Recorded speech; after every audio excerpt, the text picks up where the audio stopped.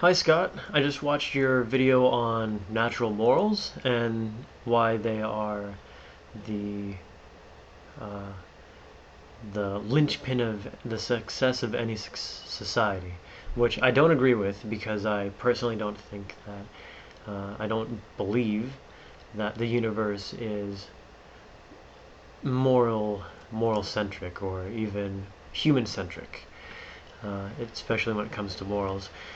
And even though I do realize that mathematics does have roots in creating a language to explain patterns in reality, and that morals have uh, same this same thing going for them as far as language goes, that the two are not uh, the two are not synonymous, and that the universe shows no signs of having moral consistency, while it does have some sort of mathematical consistency. Um, so to debunk this, I have a couple examples. Let's say there's a tiny little communist village, and this village has 12 people, because as soon as there's more people than what everyone can know, communism starts to break down because people become concerned about free rider problems. And yes, communism does have free rider problems, which without a government anyway, or without a state, it would make up for with social norms. The social norms would be that laziness is a crime or a sin, and the other is hoarding, and of course, because if hoarding wasn't a sin, it wouldn't be communism. So you have this little communist village with those two sins, laziness and hoarding, and this one person starts hoarding, and it's a crime. It's socially not acceptable, so they're doing it in secret, of course. And eventually somebody finds out. They go into this person's hut, or he has his stash somewhere off to the side, and it's all stuff he's required. Okay, let's bring the whole consent thing in. It's stuff he's acquired consensually, but he's run off and hid it somewhere, which one could also argue that that's against terms of use if you were given to it consensually by a communist, that you're evading that consent by using it in that manner. Uh, but let's say this person's hoarding it, and they uh, they're found out. So the first thing that this person does is tries to convince them to stop hoarding, and they appeal to their conscience. They use social social methods, guilt, things like that. And to this person, hoarding is absolutely a crime. It's all they've known. It's all they grew up with. Hoarding is definitely a crime, but this doesn't work. They're still hoarding anyway. So the person who found out becomes fairly irate, goes and runs and tells everyone else in the village. The village becomes irate, and they try to intimidate this person into giving it up, and he still doesn't. So they find out where it is, and they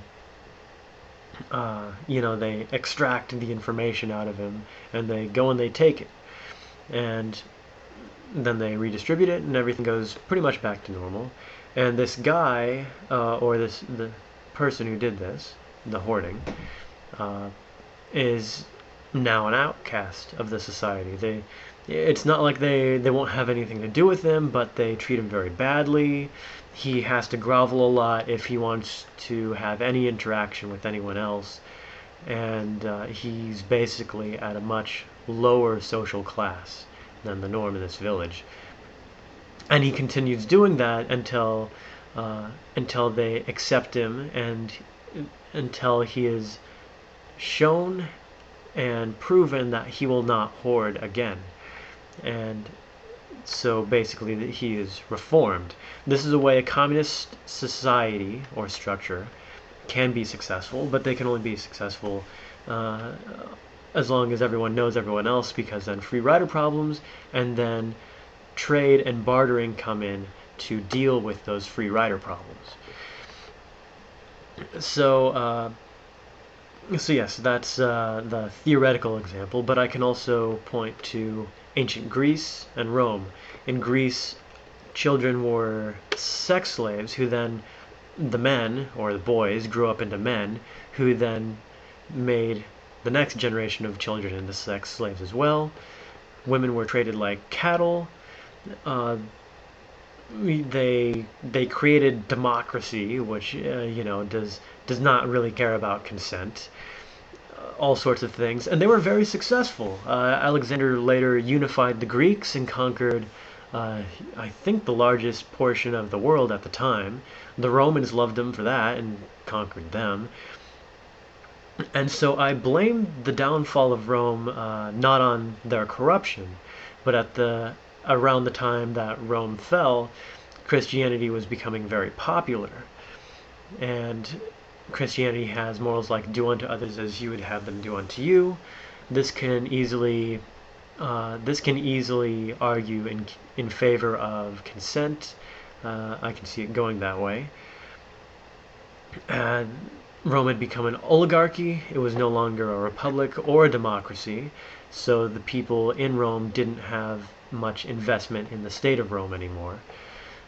So I blame the downfall of Rome on Romans outgrowing Rome.